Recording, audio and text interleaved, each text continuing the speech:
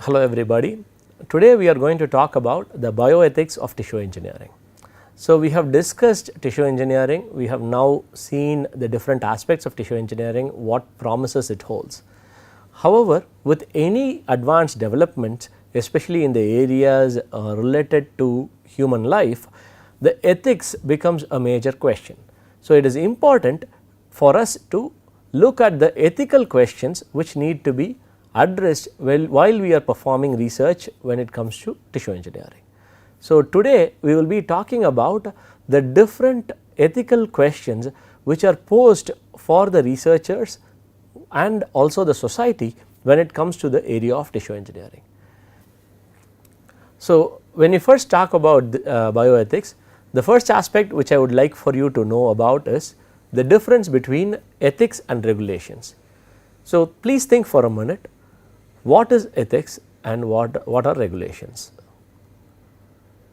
So, do you understand that they are different or do you think they are the same? So, think about this. Ethics are basically moral guidelines which are based on individual values. So, what are regulations then? Regulations are basically rules which are imposed by an external agency. So, the fundamental difference is ethics is based on our own morals. So, it could either be what an individual person believes or the society believes or his religion believes, versus regulations being what governmental agencies actually enforce. So, regulations are usually from external forces. However, in an ideal society, the ethics should be of higher standards than regulations. So, it is important that we understand this difference. Today, we will be focused on the ethics of these issues. Regulations of tissue engineering is a whole another debate which involves a lot more legal issues which will not be discussed as part of this course. So, when we are talking about regulations, we said that it is enforced by external agencies. So, can you name a few such agencies? Think about it. What would be the external agencies which act as regulatory bodies when it comes to biotechnology? Most of you would have thought of FDA, which is the Food and Drug Administration in the US. So, this organization is the one which approves what is used for food products and what are used as drugs, and this is also the agency which approves medical instruments and also any of the tissue engineered products which might actually reach the market.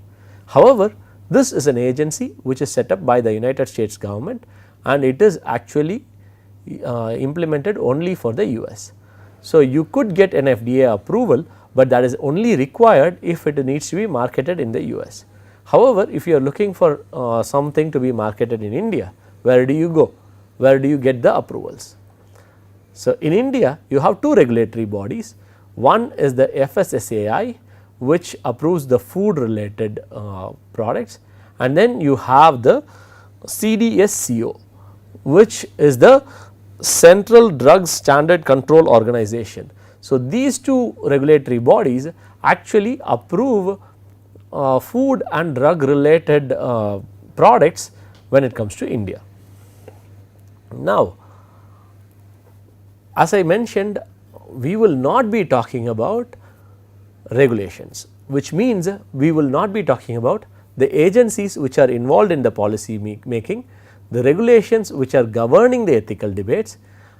Because one of the reasons we will not be talking about these is these can actually vary from country to country or even state to state depending on the values of that particular environment. So, we will focus primarily on the larger debates which are the ethical dilemmas. So, we will focus on major questions which are posed in front of us when we talk about tissue engineering. So, this area is called as bioethics. So, bioethics is basically the study of ethical issues related to advances in biology and medicine. So, as tissue engineering ultimately wants to be developing a product which can help in improving the quality of life of people and develop into a biomedical product. So, bioethics governs how tissue engineering research should be carried out. So, when we are talking about bioethics, what are the factors? What actually influences bioethics or even ethics in general? You can have legal factors, the rules that can guide what is right and wrong. So, these are basically rules which are enforced, and this, if somebody does not have their own guidelines, the legal guidelines which are set forth by the external agencies will act as the ethical guidelines as well. So, that is not the highest standard that needs to be met. So, you could also have organizational factors. So, organizational factors depend on the ethics of the leader or the values imbibed through policies and publications and speeches by the organization. For example, you could be working in a company where there would be certain rules about what to wear or the timings in which you need to work, and these are policies which are implemented by the company. So, you have these organizational factors which decide how you actually behave. So, the ethical guidelines here are not just dependent on the legal bodies, but on the organizational bodies. So, technically these are not binding, because you can actually leave the company and go to a different place. There is no law forcing you to work in that company. So, by choosing to work there, you have agreed to abide by the organizational values of the place where you are working. So, this could also apply to colleges or in general any society. In a family get together, you would have a certain organizational value which may be unsaid, but you still have to follow them, because that is how your family would function. So, that is the organizational factor. Then comes the more important factor, which is the individual factor. As an individual, all of us have our own moral standing. So, when we have these moral standings, this is what will drive us towards doing something or not doing something. We need to realize what can be done and what should not be done, and that comes from our own belief system. It could be either the moral development or the personal values and personality. It could also be religious influences or family and peer influences. It could be life experience or situational factors. So, these are the governing factors when you are talking about how an individual behaves. So, moral development is based on so many things, right. So, you need to have a certain set of values on different issues, and this comes from who you are. This defines who you are. And personal values and personality. So, there may be certain things I would feel uncomfortable doing, however someone else might be more comfortable doing, and that comes simply because of the personality. There can also be religious influences. All of us follow our own religion. Individual religions have different guidelines which people follow. There are religions which would restrict certain activities, whereas other religions might not be so strict. So, depending on the religious beliefs, somebody might actually follow or do certain things, while the others might not, and this plays a huge role in how a person behaves. Family and peer influences. Looking at your peers and your family, you learn values. Looking at your parents, you know what they do and what they do not do. If a parent does not stop at a red light when in a signal, then the kid assumes that it is okay to do that, although the legal guidelines say otherwise. So, the values are imbibed by looking at the peers and your family. Life experiences would also change your values. So, as you grow, there are more experiences you have, you see more things. So, based on that, your value system will evolve.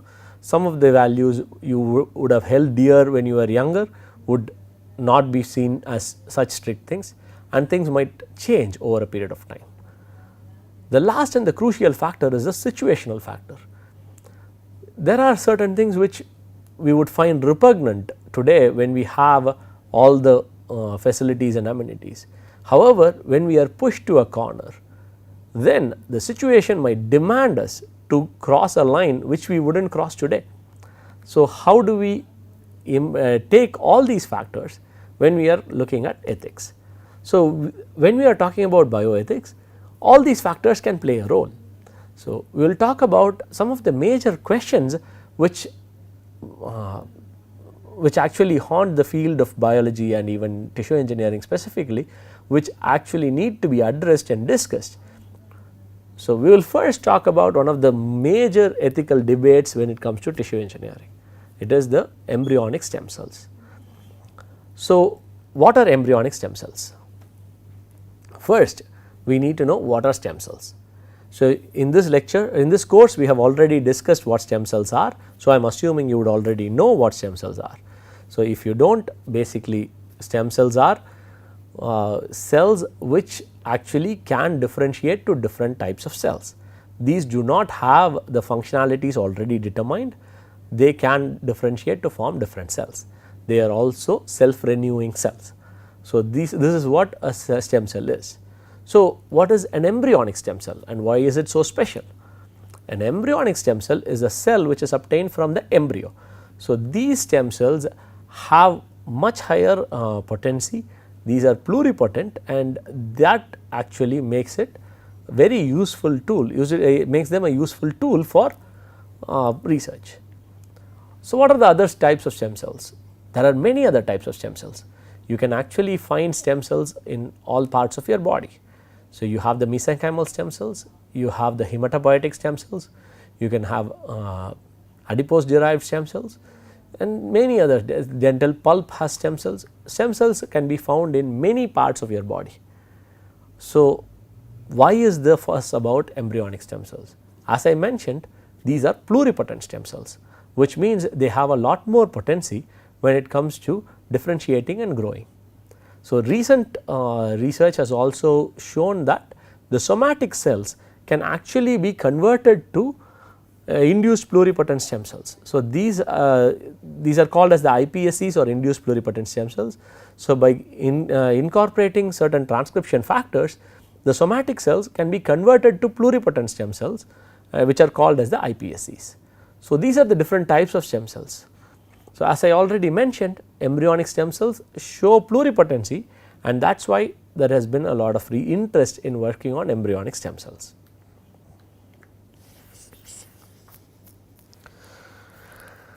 So, before we look at the ethical question about embryonic stem cells, we need to understand how embryonic stem cells are obtained. So, what you do is, first step is fertilization of an egg, and you create an embryo, and this embryo is allowed to grow till it reaches a stage called the blastocyst.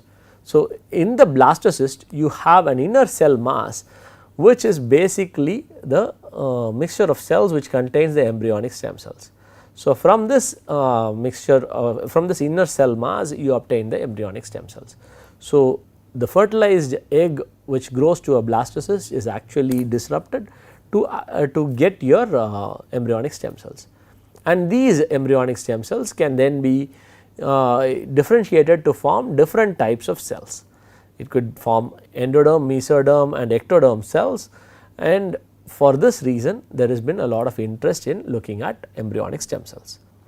Now, what is the ethical dilemma? So, the major question which plagues the discussion on bioethics of embryonic stem cells is, you need to choose between two moral principles. The first principle is the duty to prevent and alleviate suffering. As human beings, we have to prevent or minimize suffering. When you see somebody who is suffering, you should try to do what you can to help them and alleviate this suffering. So, this is one of the moral guidelines which humans are driven by. The other guideline is duty to respect the value of human life. Human life is one of the most precious things. We need to value it and we cannot sabotage it. So, these are two principles which end up being conflicting when you talk about embryonic stem cell research. There is actually no way to respect both when you are working on embryonic stem cells. So, what happens here is, to obtain embryonic stem cells, an early embryo has to be destroyed, which means you are destroying potential human life. But embryonic stem cell research can lead to treatments that can alleviate suffering. So, now these are two guidelines which we said are moral guidelines, which we are driven by, moral principles that we are driven by, but these end up being conflicting when you talk about embryonic stem cell research. So, that is what makes it a hard question to answer. How do we decide which is more important? So, do we say that alleviating suffering and preventing suffering is way more important, or do we say that respecting the value of human life is way more important? So, this is dependent on how we view the embryo. Embryo can be seen in different ways, and what do we see it as is the question. So, the ethical question we are faced with is, when does life start? So, life starting at the time of conception is one of the beliefs. Legally, life starts only at birth, right? But you have to decide when exactly life starts for addressing this question. Can we come to a consensus on that? That is the $1,000,000 question. So, the status of the embryo is a complex question. There are many viewpoints when it comes to how an embryo should be viewed, whether the embryo should have rights, whether it should be treated as equal as a human, or whether it should not be, whether it should be treated only as a mass of tissue or mass of cells. So, how do you actually view an embryo? So, we will talk about some of the common viewpoints. We will talk about some of the common viewpoints here. Embryo has full moral status from fertilization onwards. So, this belief is what where you believe that life starts at conception. So, what you are saying here is, an embryo, as soon as it is formed, the time after fertilization, it needs to be treated equally like a human. So, this is a one of the arguments. However, if you were to believe in this, then embryonic stem cell research cannot be done. So, this would also mean abortions which are done to save lives of the mother, or even for other reasons. So, if there is a non-viable embryo and you still think that it needs to be protected, so then that would be the guideline driven by the moral status of thinking embryo has full moral status at the time of fertilization itself. There is also a group of people who believe that embryo should have a full moral status after 14 days of fertilization. Why 14 days? What is the specialty there? So, after 14 days the embryo is implanted and it does not have a chance to actually divide to become twins. So, once in the first 14 days is when it can actually form twins.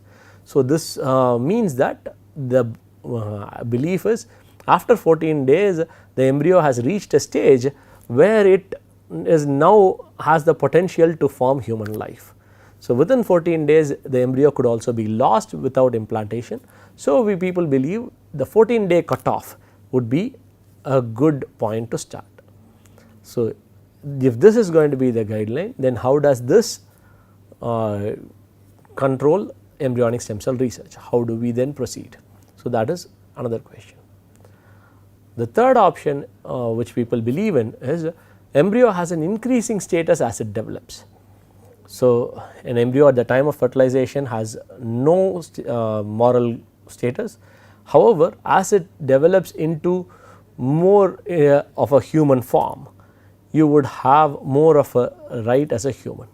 So, this is one of the generally accepted views. And the last one is, an embryo has no moral status at all. So, until the time of birth, life does not start. So, these are the 4 different views, and people see it differently, and based on how one sees it, the ethical guidelines which are driving the embryonic stem cell research would also evolve.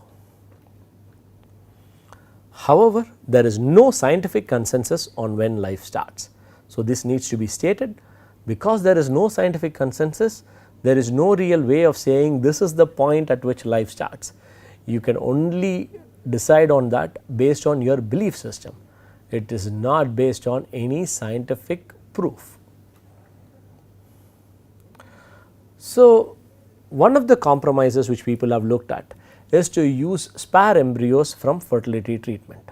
So, people have been doing IVFs or the in vitro fertilization to have kids, and in that case what happens is eggs are fertilized to form multiple embryos, and not all of them are used for being placed in a womb for further growth to a human being. However, embryos which are not used are actually discarded. So, people have said that okay, these embryos are anyways going to be discarded, so why not use them for embryonic stem cell research. Now, the question is, are there arguments for and against this as well? As one would expect, there are. So, we will talk about some of the arguments which support using spare embryos and the arguments which oppose using spare embryos. Embryos have been created for IVF treatment and will be destroyed when it is not implanted, and this has been done for many years, and this has not changed how we value life. So, it is not a problem. However, the argument against this point is human embryos could be exploited as therapeutic agents which can decrease the respect for human life. So, when you are only doing it for IVF, you are actually not intentionally creating it as therapeutic agents, you are creating it with the hope of creating a human life. Whereas, when you start doing it as creating it for therapeutic agents for therapy, then what you are doing is you are intending to create them for a different use which might lead to an abuse. So, these are the two arguments which are put forth. And the next thing is, many embryos are created in IVF which are not implanted and are actually left to perish. So, the moral dilemma of ending human life is not applicable here. So, you are actually anyways going to destroy them. So, it is not like you are destroying human life because it is being done already. But the argument against it is this is a slippery slope. So, what can happen is potentially people can start creating embryos with the sole goal of destroying them for therapeutic purposes, which is not an acceptable thing for many people. So, this is where the issue comes in when it comes to this argument. There is also the argument which is put forth saying that it is better to use these spare embryos for research rather than to let it go to waste. However, the argument against this is this could encourage a society which tolerates the loss of life to save a life. So, these are the different viewpoints which are put forth. So, it is up to you to think of what is acceptable. So, when it comes to framing guidelines or regulations, the ethical guidelines will be the driving principle, and the rules which would be put forth or the regulations which will be put forth should be driven by our ethical guidelines as a society. So, overall societal ethics would dictate what would be seen as acceptable for the society we live in. Here I am only presenting the arguments for and against some of these points. So, I want to be very clear that I am not supporting or opposing any of the arguments, and I am not interested in selling one of the ideas to you. What I am interested in is for you to look at this and see that there is an argument, then there is a debate which is going on, and both sides have valid arguments, and it is important to see both sides of the argument. It is important to reach across the table and find a compromise which will actually work for both parties. So, moving on to the next topic, animal testing. Animal testing has long been an ethical question in bio research. When it comes to tissue engineering, it will again be a problem. Anytime you were working on creating tissues, you would have to test it before you can use it for humans. So, do we test it in animals? So, when we test it in animals, it creates a an ethical dilemma. So, in the next lecture we will talk about animal ethics, animal testing as one of the ethical questions. Thank you.